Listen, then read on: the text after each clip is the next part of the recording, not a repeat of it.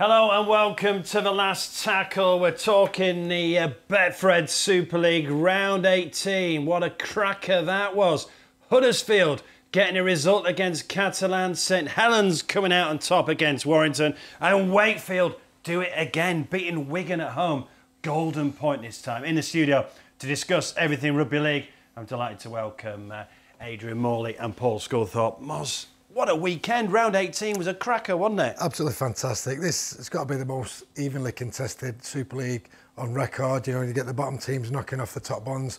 And that's what we want. You don't want the usual suspects, you know, winning every week, winning the Super League every year. So very, very exciting. A lot of the games were close encounters, which is what we like, that competition and that competitiveness. And fantastic round, and let's hope it continues. And we'll talk about the games in detail, Scully, but Wakefield win at home, Castleford get beat. I thought, oh, Huddersfield are getting dragged into this, and then Huddersfield go and beat top of the table in the south of France. Yeah, it's mad, isn't it? Everyone thought Wakefield were dead and buried, you know, probably a month ago, and you know, they've certainly turned things around. They've got a few bodies back, you know, brought a few people in, you know, the old faithful, big Andrew Fafita, and yeah, they're in great form, aren't they? And they say some big games coming up for them. That Castleford-Wakefield game in August is going to be some tie. Yeah, the 20th of August at Wakefield as well, that game. Right, we'll talk about that in detail. Right, let's start.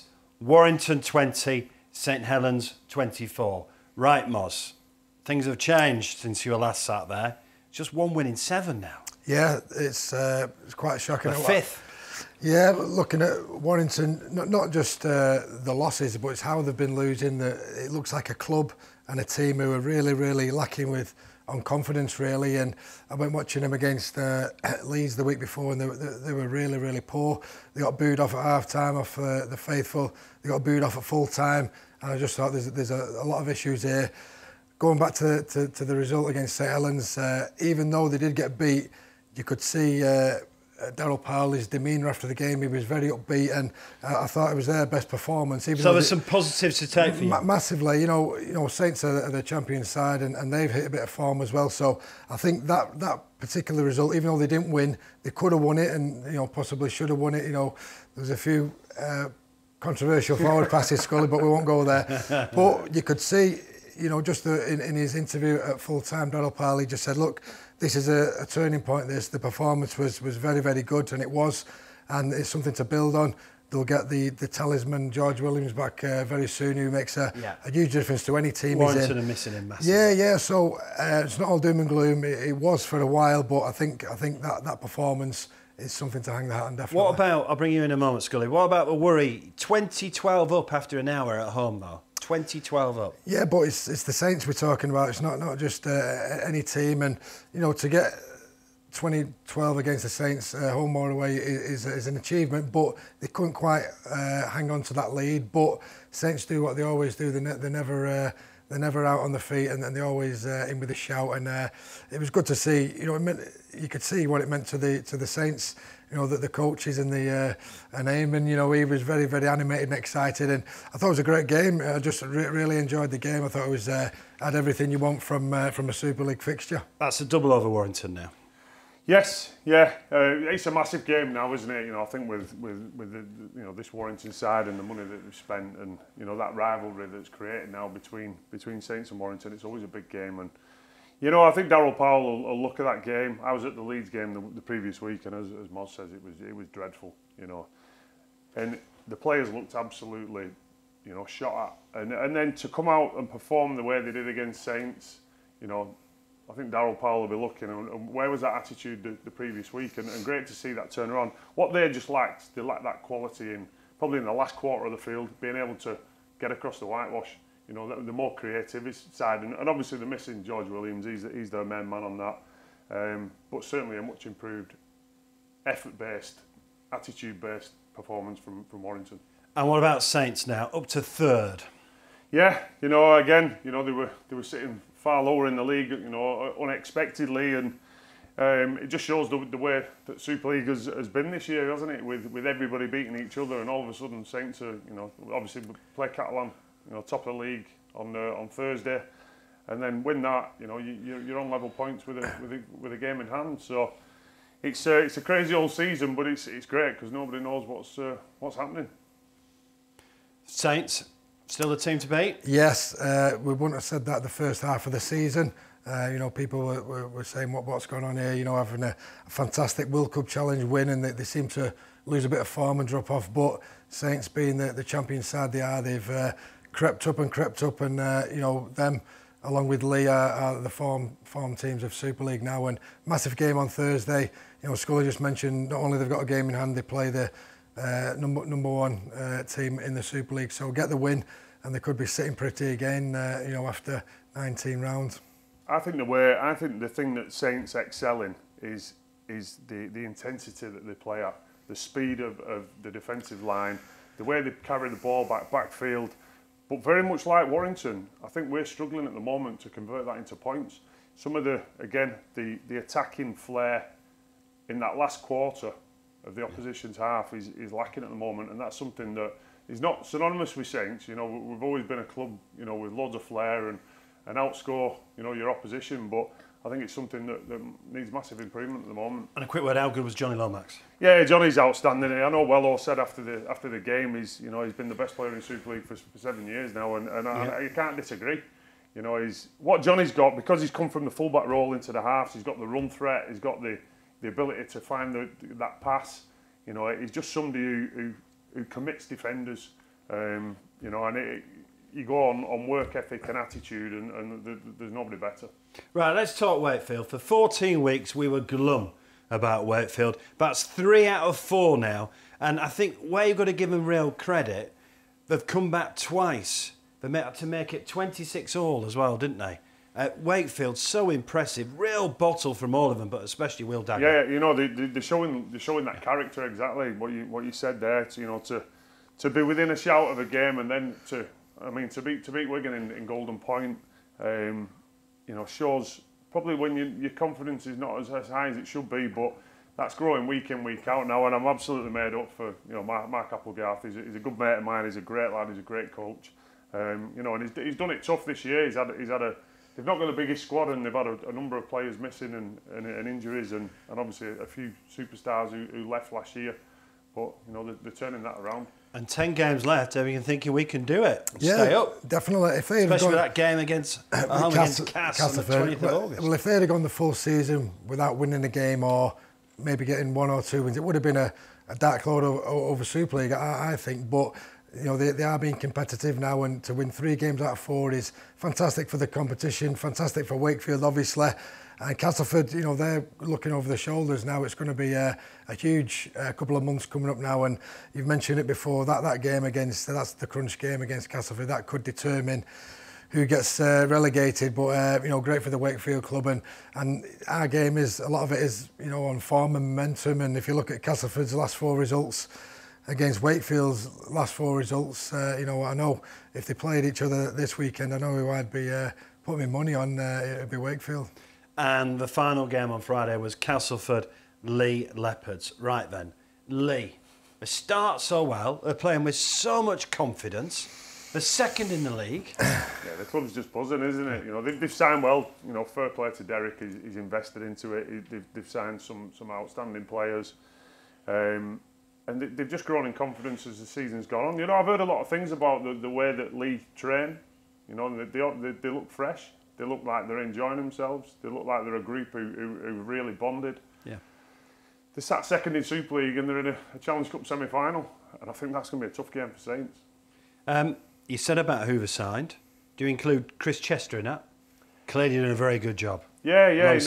And part of Chris's job will have been the recruitment of the players that they've got. But you know, I think we speak about him every time we talk about Lee. I think Edwin Apape, you know, it's brilliant to watch. He's world class. Yeah, the full team are great to watch. You know, very very attractive style of rugby league, very much attacking mindset, and you know, they've been the surprise packages of Super League. But you know, they're not there by chance. You know, they're there on merit, and as Scully said, 1 win away from Wembley, second in the Super League. It couldn't have gone any better really for Derek and the Lee faithful, and I think it's great. It's been a real breath of fresh air for the Super League. They've reignited some careers.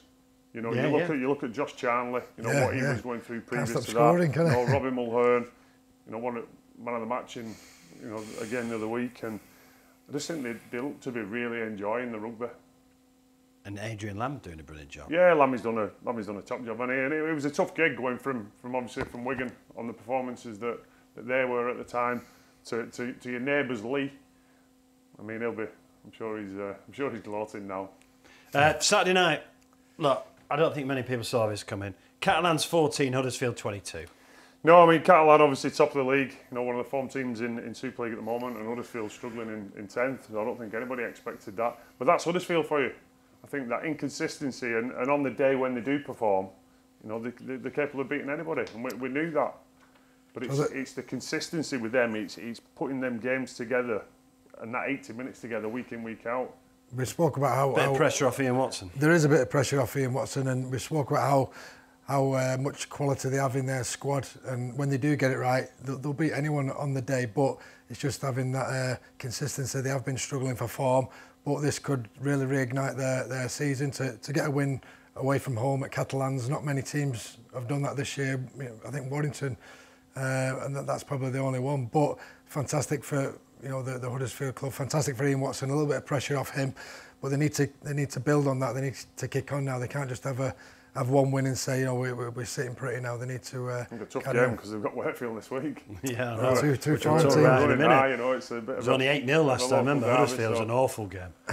Right, Sunday we had the Hull derby, and it went to Hull. Revenge for Hull for Good Friday. Are they going? You know Tony Smith very well. I think they're going in the right direction now. Yeah, definitely. And it started well, had that blip, now going in the right direction. Well, it wasn't just a blip. You know, it was 7 games without a win, and knowing the club, you know, a lot of expectations there.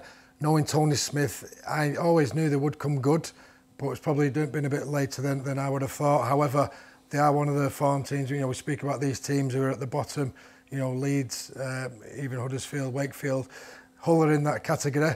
They can reach the playoffs, and they've got the squad to do that, and they just keep going about the business. But I think it was important for the whole squad and club to get that win over the Hull KR. After what Hull KR did to him early on in the year, they embarrassed them on their home soil. So to go there and get a win was great for the club, and it'll just give them even more confidence now. But I thought it was they're very rarely disappointed in them Hull derbies, and it was a full-blooded affair, and I enjoyed it. And then on Sunday, Salford 14, Leeds 16. Right, 2 of your old clubs, Moz. Leeds are just so inconsistent, aren't they? And Salford were going great guns. That's 4 on the bounce now, but they're just hanging in the playoffs. And obviously we had Briley, Croft and Ackers back this weekend. They did, and you know the losses prior to that, they did give themselves a chance. But when you're missing your main playmakers, your halfbacks, your hooker and your fullback, you're going to struggle. And they did, but there was no excuses on Sunday. But Leeds are going particularly well at the moment as well. So I couldn't really before the game, I couldn't really pick who was going to get the victory. It did go down to the wire. It could have gone either way, but Leeds were just too good on the day, and I don't like bringing referees into it. However, the Salford faithful, they booed the referee off at a full time. They were very vocal about the 50-50 chances not going their way, but it was something. If Salford would have kicked the goals, they would have got the victory. I know Sneed had quite a significant injury to his knee, but it was still a great contest, and it could have gone either way. But it is another loss for Salford. I can't work Leeds out this season. No, me neither. You know, you look at some of the players that they've got on their books and some of the performances that they've turned in this year. You know, they've had some tremendous performances. You know, the one at Wigan springs to mind, but then some dreadful. And it's just that lack of consistency. You know, within the squad. But they can still make the playoffs, you know, them along with Hull. And yeah, but just 2 points behind Salford. They always time the run. Leeds this time of year, they always seem to make a push for the playoffs, as they did last year. They went all the way to Old Trafford. They'll be hoping to emulate that. Right, it's the 12th of July, the 12th of August. We're at Wembley. This is one of the favourite days of the year, the Rugby League Challenge Cup final.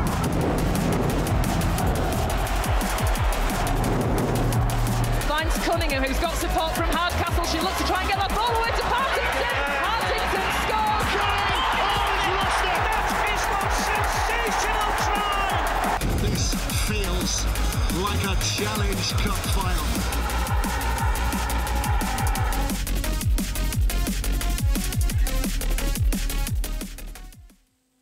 Yes, Saturday, 12th of August, and the beauty, we're going to have the Betfred Women's Challenge Cup final and then the Men's Challenge Cup final following it as well. So a double header on the day. Fantastic initiative. Right, 2 cracking semi-final in the Men's Challenge Cup next week. St Helens versus Lee, Wigan versus Hull KR. Lewis will have build-up from both the camps heading into the semi-finals next week. 2 cracking semi-finals. I know you're going to predict for St Helens Lee, obviously, but 2 crackers. Oh, they are, especially where Lee are playing. Yeah, that's Lee will fancy it. Saints Lee game is going to be a blinder. Lee will go into it fancying themselves. Obviously, Saints will, you know, being the current Super League champions and the team to beat. But it counts for nothing. You know, it's all about that 80 minutes, and that's the magic of the cup and, you know, the history of our sport in Challenge Cup and everybody. I imagine that a lot of them League players never thought at the beginning of the year that they'd be 80 minutes away from playing in a Challenge Cup final at Wembley. A month ago, you'd really fancy Hull KR, but just gone off the boil. Obviously, no Jordan Abdul has been a huge blow to him. Yeah, you're right. The early season form, which was fantastic. They were one of the front runners in the Super League. That has dropped off, and you know, a number of losses in the previous 6 or 7 weeks. So even though Wigan aren't setting the world alight, really, you know, they've been a bit inconsistent. I just think because it's such a big game, you know, Wigan have got the big game experience, current holders. I just think Wigan will be favourites for that one. But you know, if a semi-final can't rev you up, you know, get you and the team going, nothing can. So they'll give it their all, Hull KR, but I'll be leaning towards Wigan, really. So the very best build-up here on the Sportsman as we build up to the semi-finals in the Men's Betfred Challenge Cup and the Women's as well. All eyes on Wembley on the 12th of August. Hit subscribe here at the Sportsman. You're watching the Sportsman Rugby League, the home of Betfred Super League Online. Tune in to Last Tackle every Wednesday at 6 o'clock.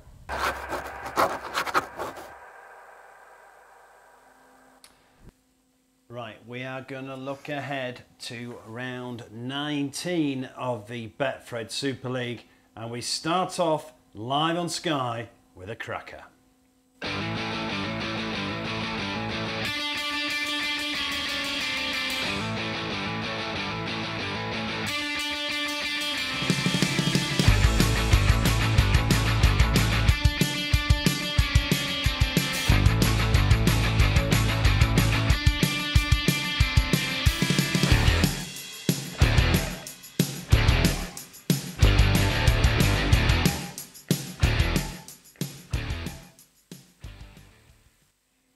Yeah, live on Sky. Catalan's top of the table. St Helens are third. Right then, Scully, how big a game is this? It's a massive game, isn't it?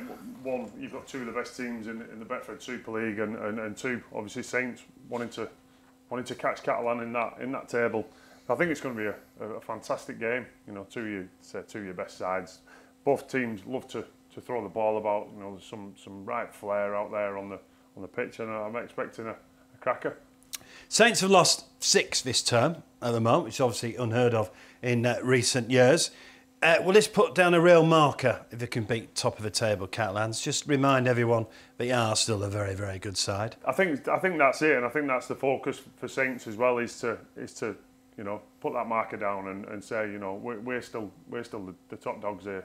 You know, we're the team to beat, and they won't like that Catalan are sat above them in the league table. And you know, a good win at the top of the wicket on Thursday, you know, you back level points with Catalan, or with that game in hand and all to play for. So I think it's going to be a cracker.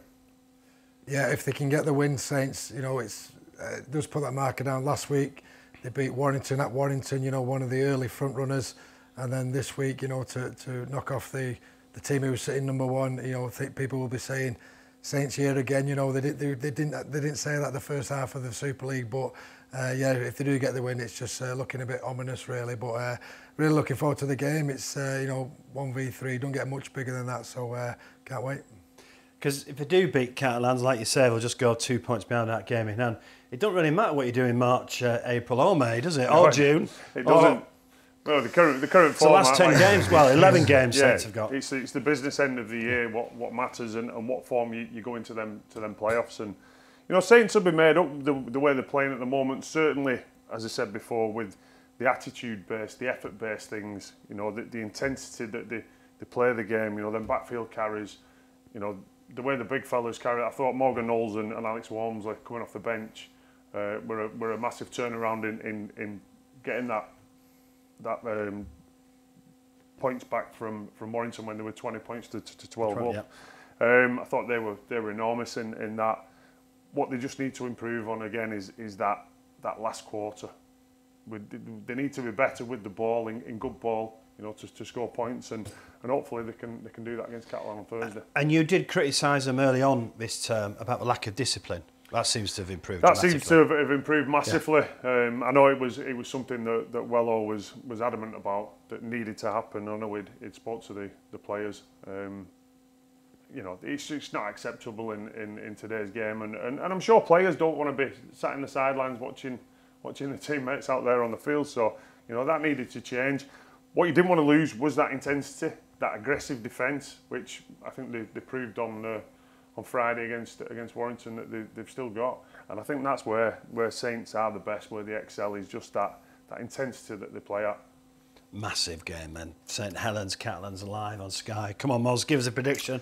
Give us an unbiased prediction. Well, it's pointless asking Scully. Yeah, no, well, I thought the difference between Warrington and St Helens was Johnny Lomax. You know, you spoke about how good he's playing, and he does that. He has an incredible influence on a game, and when he's in good form, the Saints are in good form, and he's in great form at the moment. So I think Saints will get the win, but you know, I think it'll be a close one because you know, they're not going to come over just to make the numbers up Catalans, but I think it'll be a close one, but Saints win. Yeah, I think it's going to be a tough game. I'm going to go for a Saints win. It's at home. The thing is, what I think Saints get, and I think Warrington proved that last week, is when a team plays against Saints, they always come with the best game because they know they've got to up the intensity. And I think we've seen that with the Warrington performance. And Catalan will be coming over to cause an upset. Yeah. But I think Saints, if they come out of the blocks and they show the attitude that they did on Friday, I think they'll have too much for Catalan. Friday night on Sky serving us up a cracker as well. Wigan versus Warrington. When I met in the Challenge Cup, it was 14-12 to Wigan. Always a huge game again. Always a blockbuster. Both teams a bit of indifferent form at the moment, but I mentioned before how pleased, not pleased with the loss, but pleased with the performance by the Warrington Wolves. You took some positives out of that. Yeah, I think so, and I think the boys will you know, feed off that all week, and you know, the fact that it's the old enemy Wigan, that they'll be up for this, the boys, and I think I think Warrington will cause a bit of an upset and get the victory at Wigan. Do you feel you could be a win away from getting going again as a former skipper of Warrington? Yeah, I think so. They just need that boost and the win. And we mentioned such an influence that George Williams has. You know, getting back fit and playing. You know, they're going to have a good run to the end of the season, and there's no reason why they can't replicate that form they showed at the start of the year and be up there challenging for the grand final. You know, it's 1 win in 7. Which sounds awful, but they're only 4 points behind Catalans. Yeah, they are, and not a lot of them defeats were big score lines. They're still competing well, but they're just lacking a bit of confidence and a little bit of direction. Get George back, get a win, and who knows where that will take them. Wigan, Warrington. Yeah, I think it's going to be a big game, isn't it? Because, like you said, both teams out of form at the moment, but both teams will come into this wanting to be at the best, and I think you'll see a real intense game. I agree with Moz. I think, you know, Warrington will take a lot out of that game against Saints last week, and if they can do the things that they did well in that game, how they started the year was for me it was a kind of Saints attitude of Warrington were really good playing to and through. You know, the big fellas on the back of. I thought both wingers for Warrington were outstanding. Their carries, Matty Ashton and he played well against Saints as well, didn't he, Matty Ashton? Yeah, and Matty Russell as well. And I thought they were outstanding. They get the forwards on that front foot, and then when your Williams and your Dufties are playing on the front foot, they're difficult to stop. Now Warrington have got to get back to that and get that intensity in their defence as well, which they showed at the beginning of the year. And I think if they can do that, I think they might have too much for Wigan. No Matt Ashton, unfortunately, this weekend for him, though. Right then, 2 other games Friday night. Leeds versus Hull KR. I think Leeds, Hull KR, they have got a few injury problems and, a bit of form. And, if you look at the win-loss ratio over the last couple of months, it's not great. Leeds, on the other hand, they're going the positive way. Even though they've not been winning by many leads, they've still been winning and, getting these 2 points. So I think Leeds will get the victory at Headingley on Friday. And then also on Friday night, this is a massive game. Huddersfield versus Wakefield. This was 8-0 to Huddersfield back in March, and it was possibly one of the worst games of Rugby League I've ever seen.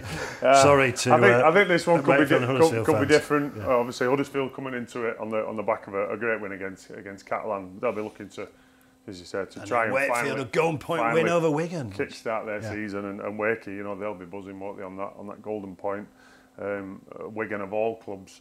So I think this is going to be a great game. I think it's a 50-50 call, to be honest, on current form.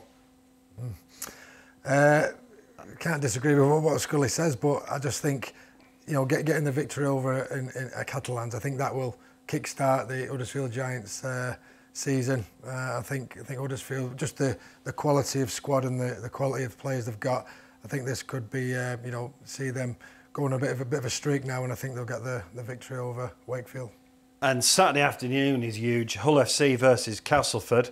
And of course, by the time Castleford play, if Wakefield do win at Huddersfield, Wakefield could be level up with Castleford. Yeah, there could be a lot to play for Castleford come kick-off time, and I think you've got to fancy Hull. It's at Hull's home ground, and Castleford, as said, they're not in the best of form at the moment. Big defeat against Lee last week, and Hull, buzzing on that Hull derby. So I think you've got to fancy Hull FC.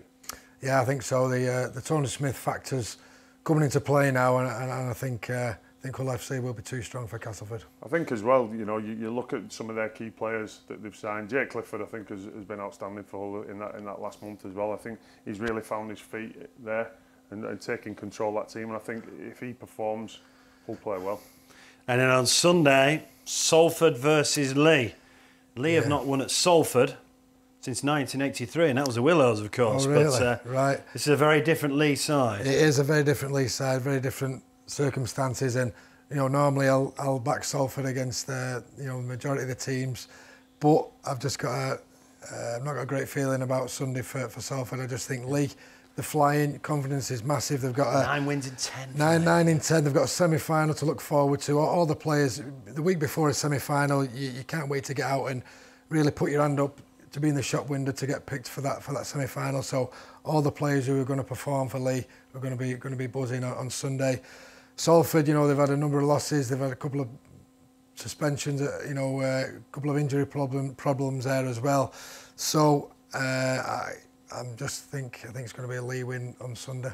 Scully, Salford Lee. I agree. Current form of Lee, I think they're on a high. The club's buzzing and the team are playing well. Salford is that bit of inconsistency and lack of confidence at the moment. A few injury problems, Will Sneed play as well. Obviously, they were lacking on the goal kicking as well.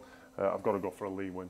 And a final question for both of you. If round 18 was significant with Saints winning, Huddersfield winning at Catalan and Wakefield getting that golden point win, round 19 with St Helens, Catalan, Wigan, Warrington, this feels a huge week, doesn't it? There could be a massive swing, couldn't there, in this league table just this week alone with some of them games. As you say, the top two at the top, lead Wigan, Warrington, 4th v 5th, and then you look if Wakefield turn Huddersfield over, and because I think Cass are going to struggle against Hull FC. It's fascinating. It could be. It's fascinating, isn't it? Then you've got Leeds, Huddersfield, Hull, all vying to get into that top 6. The top 6 keeps changing places. It's absolutely fantastic for the neutral, and even for if you've got your club. It's been an incredible Super League already this year. Gents, thanks for coming in. We've still got 10 games to go as well before the playoffs in the Betfred Super League. But next week the attention turns to the Betfred Challenge Cup. The men's and the women's will be in the camps building up to those semi-finals. See you next week.